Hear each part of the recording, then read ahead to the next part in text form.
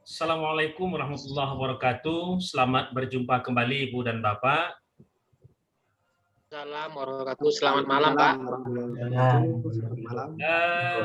Mudah-mudahan kita masih bersemangat dalam kondisi yang di bawah tekanan ini. Biasanya ketika di bawah tekanan ini ide-ide kreatifnya muncul.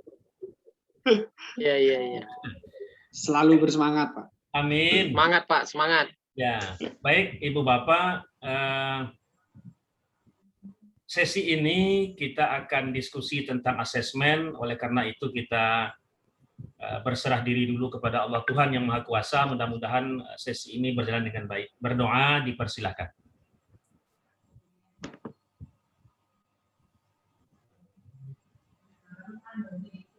Terima kasih Ibu dan Bapak. Sesi asesmen ini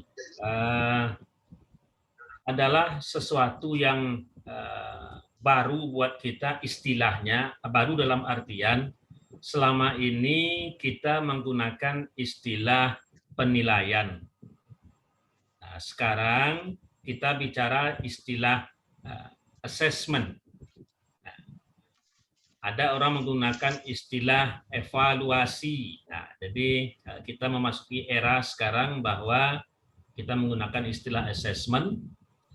Nah, Ibu dan Bapak, ketika kita mendengar assessment, apa yang terlintas di pemahaman kita berdasarkan pemahaman, pengetahuan, dan pengalaman Ibu Bapak selama ini.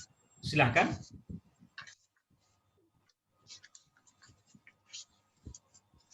Ibu Bapak,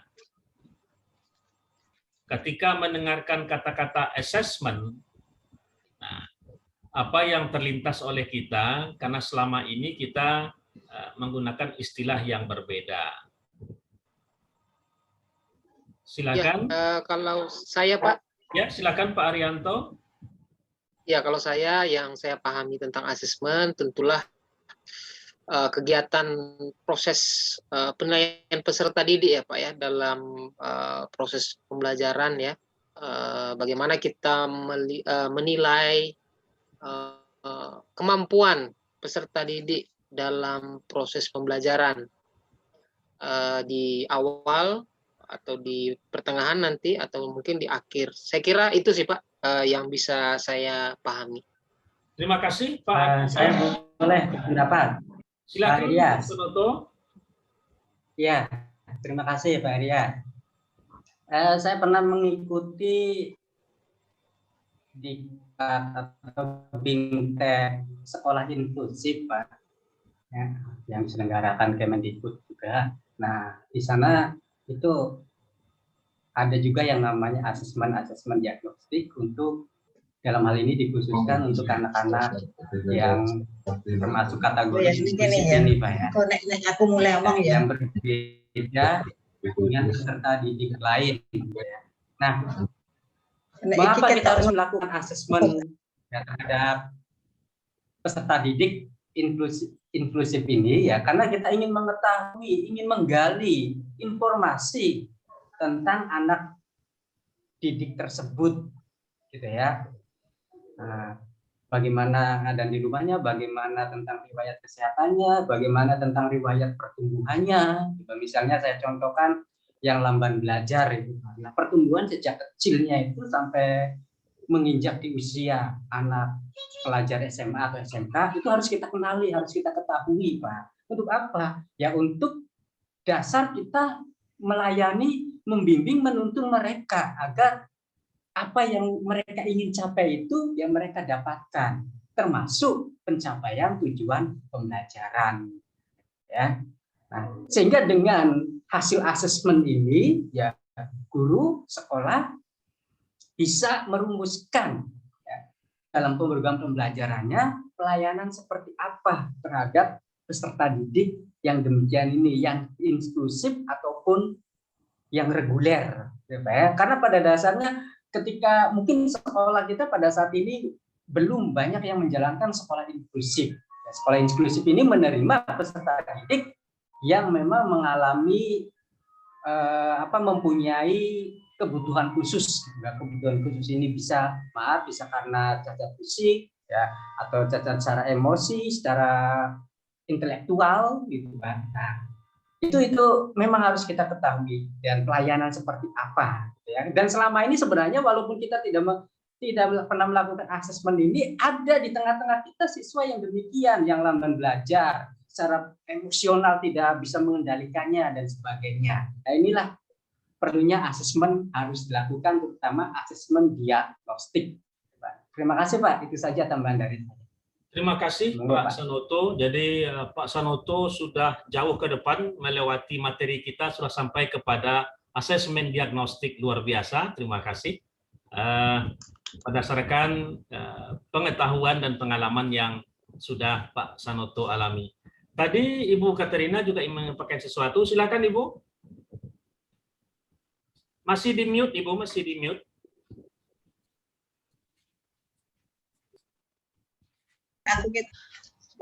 Kalau kita hubungkan dengan atau kita kaitkan dengan asesmen di K13, kita mengenal ada penilaian autentik ya.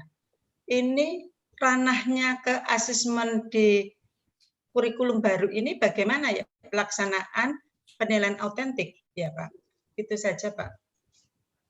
Terima kasih Ibu, luar biasa pertanyaan Ibu bikin kita mumet juga ini untuk menjawabnya. Silakan Ibu Bapak bantu saya untuk menjawab pertanyaan dari Bu Katerina.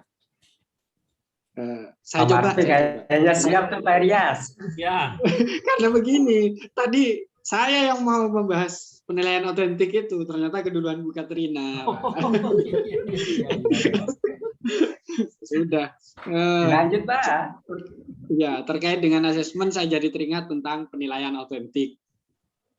Kalau dulu kita mengenal adanya penilaian formatif dan sumatif. Kemudian di salah satu bagian dari itu ada namanya penilaian autentik yang kita guru atau apa namanya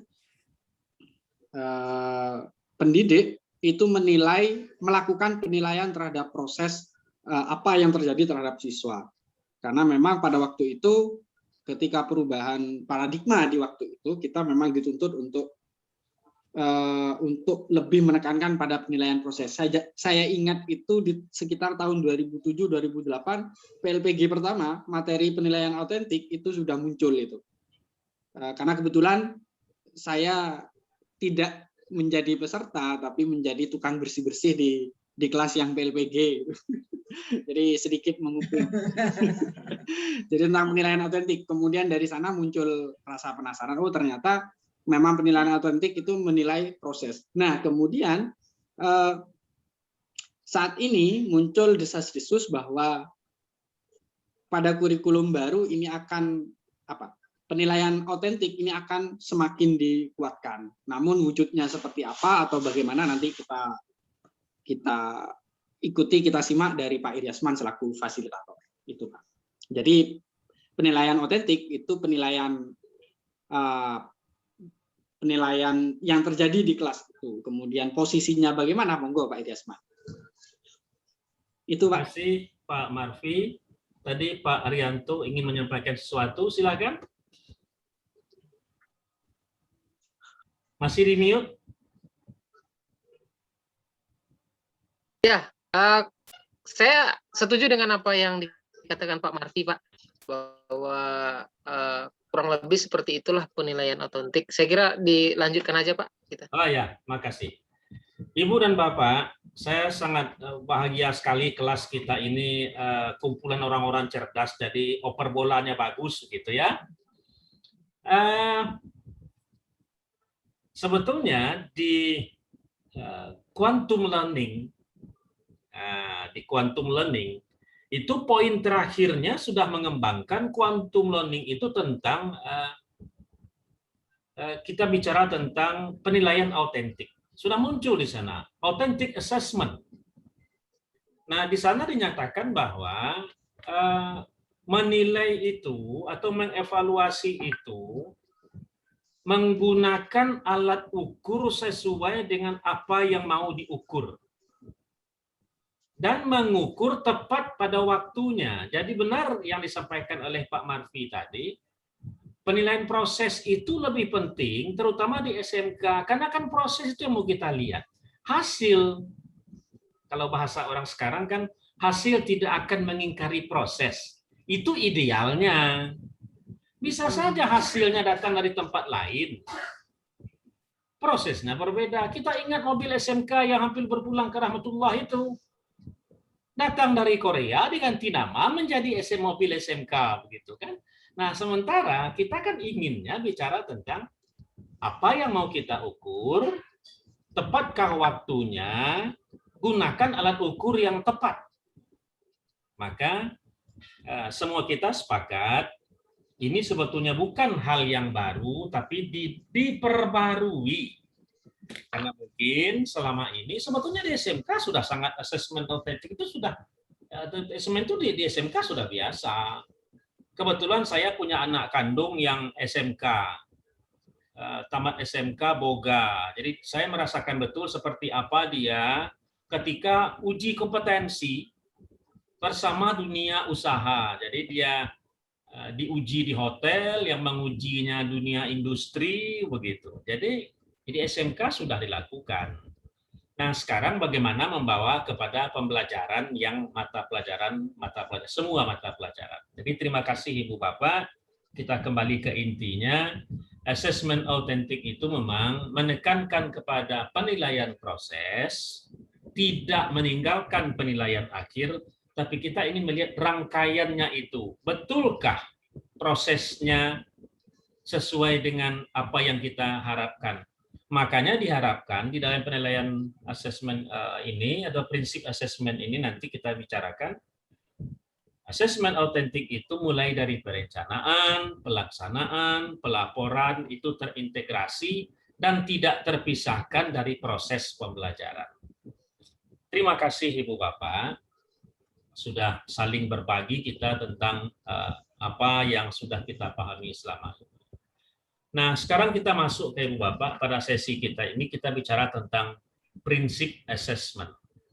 Nah, diharapkan di akhir sesi ini kita sama-sama punya pemahaman tentang prinsip pembelajaran dan assessment. Kemudian ada 5 prinsip assessment dan keterkaitan assessment dengan prinsip pembelajaran. Jadi yang kita bicarakan tadi bahwa pembelajaran dengan asesmen itu satu rangkaian yang tidak boleh dipisahkan. Kemudian alurnya seperti apa asesmen dan alur penetapan pembelajaran. Nah, Ibu Bapak silahkan, kira-kira pengalaman Ibu dan Bapak melihat tayangan ini, ada 5 prinsip.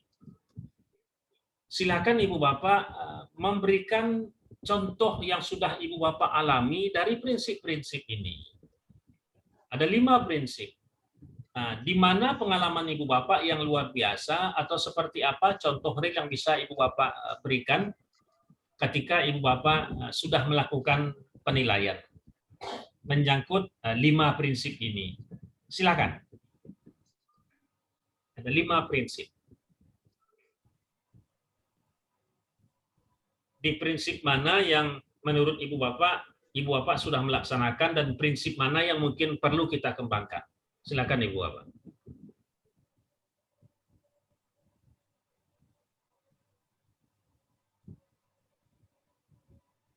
Pertama, mempertimbangkan tingkat pencapaian. Yang kedua, untuk membangun kapasitas belajar. Yang ketiga, mengembangkan perkembangan kognitif. Yang keempat, relevan. Yang kelima, berorientasi masa depan. Nah, saya kira pengalaman Ibu Bapak luar biasa. Silakan. Saya Pak. Silakan Pak. Terkait yang poin pertama, pembelajaran dirancang dan mempertimbangkan tingkat pencapaian. Saya kira semua guru di Indonesia telah melakukan ini. Kenapa begitu? Karena di awal kita membuat kriteria ketuntasan minimum yang ada 3 kriteria, ada 3 hal yang perlu dicantumkan di sana. Nah, dan poin 1 ini saya kira mirip-mirip dengan KKM itu, Pak, dengan kriteria KKM. Jadi artinya semua guru seharusnya sudah melakukan prinsip yang pertama ini, Pak. Itu dari kami. Terima kasih Pak Marfi. Silakan Ibu Bapak yang lain. Saya Pak. Silakan Pak Sanoto. Ya, terima kasih Pak Arya. Ya, sebenarnya memang asesmen ini paling tidak asesmen formatif dan sumatif ya sudah pernah kita jalankan gitu ya, selama bertugas ya. Namun kita memang kadang abai, apa sih gunanya gitu ya. Misalnya mungkin kita ulangan harian atau ulangan semester dan akhir tahun gitu ya. Kita kan tahunya gunanya itu adalah untuk memberi anak nilai pada akhirnya gitu Pak. Ya. Padahal bukan hanya itu ya. Capaian yang didapat oleh anak itu seharusnya kita analisis ya.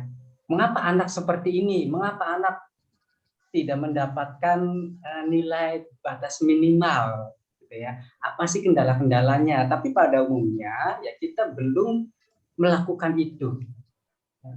Yang penting anak sudah mendapatkan nilai ya. Nah, melalui pelatihan ini memang terbuka pikiran kita bahwa asesmen ya, ulangan harian, ulangan semester dan akhir tahun itu ya memang gunanya adalah untuk kita mengenali perkembangan pencapaian kognitif maupun ya sikap mereka. Bagaimana nanti tahun ke depannya ya, di kelas berikutnya gitu. Mungkin itu saja Pak dari saya. Terima kasih. Assalamualaikum. Waalaikumsalam. Terima kasih Pak Sanoto. Ini bagian dari refleksi yang kita lakukan terhadap apa yang sudah kita lakukan selama ini. Luar biasa Pak Sanoto bahwa sebetulnya yang kita harapkan dari diskusi-diskusi kita di BIMTEK ini adalah refleksi itu. Apa yang sudah kita lakukan dan apa yang mau kita lakukan ke depan. Terima kasih. Silakan Ibu Bapak yang lain kalau masih ada. Ya, kalau saya Pak. Silakan Pak Arianto. Ya, karena saya guru sejarah, tentu saya menekankan bahwa apa yang terkandung di dalam materi, apa yang ada dalam tugas, itu pasti saya sampaikan bahwa apa sih kaitannya ini dengan ke depan nanti. Jadi saya melihat di poin kedua itu Pak, bahwa menjadi pembelajar sepanjang hayat, bahwa belajar sejarah bukan untuk yang lalu, tapi untuk kini dan nanti ke depan gitu. Jangan sampai mereka menganggap wah belajar sejarah ya paling yang diuji, yang dinilai candi, fosil, yang entah di mana, nggak ada di Sumatera. Hanya ada gambar, itu pun gambarnya hitam, nggak jelas. Jadi bahwa belajar sejarah juga menjadi belajar yang menjadi cerminan kita dari lalu ke sekarang dan nanti. Saya kira itu Pak dari saya. Makasih Pak Arya. Artinya historia vitae magistra itu tidak hanya di mulut begitu ya, tapi kita terapkan dalam pembelajaran. Mau dibawa kemana ke makna sejarah itu ke depan? Nah, ini luar biasa Pak Arianto. Itu sama juga dengan prinsip yang kelima, pembelajaran berorientasi pada masa depan yang berkelanjutan. Artinya kata-kata jas merah itu juga tidak hanya tinggal lip service saja, tapi memang menjadi dasar pikiran. Khawatir kita dengan kalimat yang sering mengatakan, saya tidak tahu masa lalu, saya hanya tahu masa depan. Wah, itu gawat itu. Bagi orang sejarah berbahaya itu. Tidak mungkin hanya tahu masa depan saja kalau tidak tahu masa lalunya begitu. Nah, makasih Ibu Bapak. Ada tambahan? Baik. Saya kira karena kita sangat dibatasi oleh waktu, nanti akan ada beberapa kajian lebih mendalam berdasarkan pengalaman Ibu dan Bapak. Kemudian kita akan menerapkan konsep merdeka itu mulai dari diri sendiri, kemudian elaborasi konsep, sampai kepada terakhir aksi nyata. Nanti Ibu Bapak akan bersama-sama mengerjakan sampai kepada kolaborasi kontekstual. Ini luar biasa, ini BIMTEK-nya. Maka apa yang kita diskusikan ini menjadi bekal nanti ketika masuk ke LMS. Nah, di akhir pertemuan ini, silakan Ibu Bapak mengungkapkan apa yang Ibu Bapak peroleh dari pertemuan singkat ini. Silakan.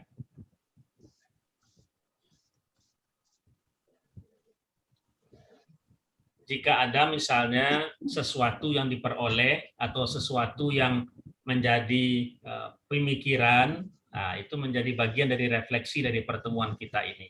Silakan Ibu Bapak kalau ada. Saya Pak. Ya, silakan Pak Marfi. Dari pembelajaran ini, dari materi ini, dari sesi ini, saya mendapat hal bahwa penilaian itu tidak bisa dipisahkan dari pembelajaran itu sendiri. Karena memang penilaian menjadi satu kesatuan. Nah, selama ini saya menganggapnya bahwa penilaian itu ya penilaian, ulangan harian, dan lain sebagainya. Kemudian pembelajaran itu adalah yang di kelas. Namun ternyata bahwa penilaian yaitu adalah pembelajaran itu sendiri. Itu yang dari saya, Pak. Terima kasih. Terima kasih Pak Marfi. Pak Marfi sudah mendahului lompatan berpikir yang nanti akan dibahas di LMS, gitu ya. Dengan refleksi Pak Marfi tadi, berarti sesi ini sudah berhasil dengan baik, walaupun materinya belum sampai ke sana. Ini lompatan-lompatan berpikir yang luar biasa. Terima kasih Ibu Bapak atas kebersamaan kita, mudah-mudahan menjadi bekal bagi kita untuk nanti bersama-sama di sekolah mengembangkan apa yang kita dapatkan dari diskusi-diskusi yang luar biasa ini. Kita akhiri dengan kembali berserah diri kepada Allah, mudah-mudahan diberkati semua usaha kita. Berdoa dipersilahkan. Terima kasih Ibu Bapak. Saya akhiri dengan Assalamualaikum warahmatullahi wabarakatuh dan selamat malam. Waalaikumsalam.